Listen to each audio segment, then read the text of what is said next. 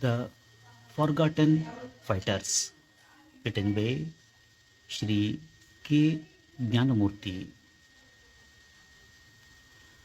I vividly remember August 15 from my school days. Our school would also hold Founders' Day on the same occasion. On one such day, as a 13-year-old boy, I was asked to enact Veera Pandya Kattabomman. I adorned myself with plenty of gold paper jewelry on my bare chest and head. I delivered juicy dialogues against Jackson Durai of the East India Company, with whom I fought using cardboard swords that would bend and bring peals of laughter from the audience, that is, my schoolmates. Eventually, Bannerman hanged me from a mock up tree that could not take my weight, which ironically might have saved the real Kattabomman if the real Bannerman had made the same mistake. The pseudo Bannerman eventually became my brother in law, so there were no hard feelings. This play was reenacted in several neighboring middle schools, and I became a minor hero. All this, I must confess, happened long before the legendary movie of the same name was released in theaters.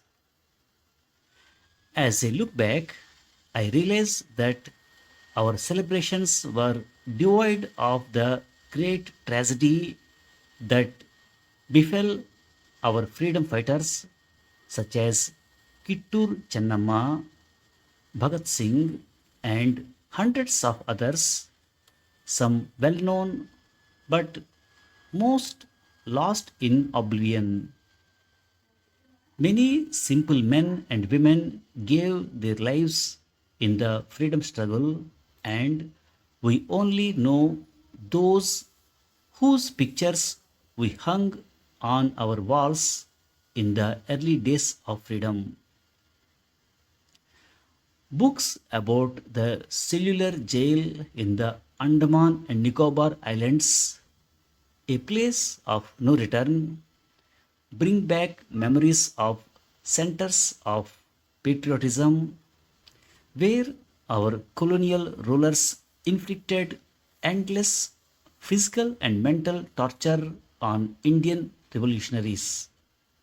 Yet, our men faced all such cruelty bravely as if they were being garlanded and ultimately laid down their lives in service of India and her independence.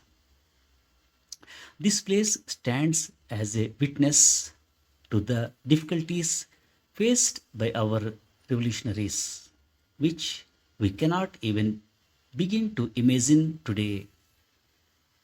I had a distant uncle, Swami Appa, who lived near NR Colony in Bangalore.